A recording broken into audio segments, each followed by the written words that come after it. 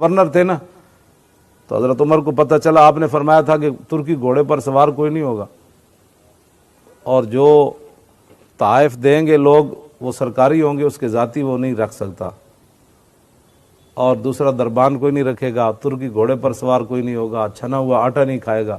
یہ گورنروں کے لیے پابندیاں تھیں۔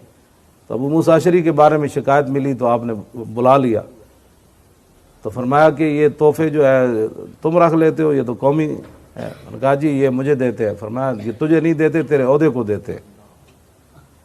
بہرحال حضرت عمر نے ان کا وہ سارا کچھ کپڑے اتروا کے نا ٹاٹ کا لباس پہنا کر بہت ساری بیت المال کی بکریاں، کوئی 400-500 بکریاں آگے لگائیں۔ فرمایا جاؤ جا کر یہ چراؤ آپ۔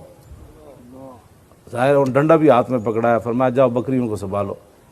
تو جب انہوں نے جھجک محسوس کی تو فرمایا تمہارے باپ دادا یہی کام کرتے تھے، یہ تو حضور کی وجہ ہے کہ تمہیں آج گورنری مل گئی۔ بکریوں پیچھے لگا دیا۔ کافی عرصہ گزرا تو پھر حضرت عمر خود تشریف لے گئے جنگل میں، دیکھا تو ایک ٹیلے کے ساتھ حضرت ابو موسیٰ اشعری بیٹھے ہوئے ہیں، اور رنگ جو ہے وہ زرد ہے، بکریاں چر رہی ہیں۔ آپ جب گئے تو ملے تو فرمایا اب تو تحفہ کوئی نہیں بھیجتا تجھے۔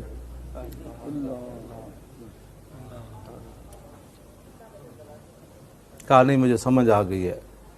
تو یہ پیسے ایسے ہی نکلیں گے جو اسلام کا نظام ہے۔ نواز شریف کو دوبارہ بھٹی جو ہے نا، وہ ایک بھٹی بنا کر، بھائی لوہا تمہارا دادا یہاں پگھلاتا تھا، یہ ایک بھٹی لگا کر دو، بیٹھو یہاں لوہا پگھلاؤ، تو اس کو دوسرے دن سارے پیسے دے دے گا واپس، کہے گا ٹھیک ہے میرا دادا تو یہی خرچ کرتا تھا۔